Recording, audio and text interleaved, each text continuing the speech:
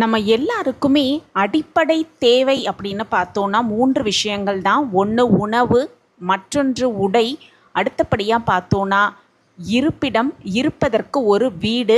அப்படி சொந்த வீடு யோகம் அமையலை அப்படின்னு ஏங்கிக்கிட்டு இருக்கோங்க. இந்த கார்த்திகை மாதத்தை தவற விடாமல், அதிலும் வரக்கூடிய அந்த கார்த்திகை மகா தீப திருநாள் அன்னைக்கு இந்த ஒரு தீபத்தை மறக்காமல் ஏற்றும் பொழுது சொந்த வீடு கனவு அப்படிங்கிறது 100% நிச்சயமாக அமையும் அப்படிங்கிறத பற்றி இந்த பதிவில் நம்ம தெரிஞ்சுக்கலாம். வணக்கம். நம்ம இறையொளி திருவருள் சார்பாக உங்கள் எல்லாருக்குமே அன்பான வணக்கங்க.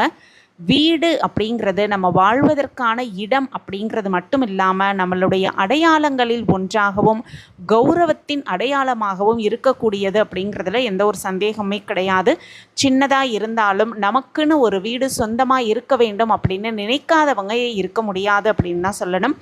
அதிலும் குறிப்பாக வாடகை வீடுகளில் பலவிதமான கஷ்டங்களை அனுபவிப்பவர்களுக்கு அந்த ஏக்கம் கண்டிப்பாக இருக்கும் அப்படிங்கிறது தான் உண்மை. சொந்த வீடு, சொந்த நிலம் வாங்கும் யோகம் அப்படிங்கிறது எல்லாருக்குமே அமைவது கிடையாது அப்படின்னும், சிலர் சொந்தமாக நிலம் வச்சிருப்பாங்க ஆனால் வீடு கட்ட முடியாது. நிறைய பணம் இருக்கும் ஆனால் சொந்த வீடு வாங்கவோ கட்டவோ முடியாது. சில பேருக்கு பார்த்தோன்னா சொந்த வீடு கட்ட வங்கி கடன் கிடைக்காமல், கட்டிய வீட்டை முடிக்க முடியாமல் பாதியிலேயே நிறுத்தும் நிலை, இப்படி நிறைய பேருக்கு நிறைய சூழல் ஏற்படும். அப்படியே கஷ்டப்பட்டு வீட்டை கட்டி முடித்தாலும் கூட அதில் வாழ்வதற்கு கூட சிலருக்கு யோகம் இல்லாமல் இருக்கும். இன்னும் சிலர் பார்த்தோன்னா சொந்த வீடா, அதை கனவுல கூட நினச்சி பார்க்க முடியாதே அப்படின்னு சொல்லி நம்பிக்கையே இழந்து இருப்பாங்க.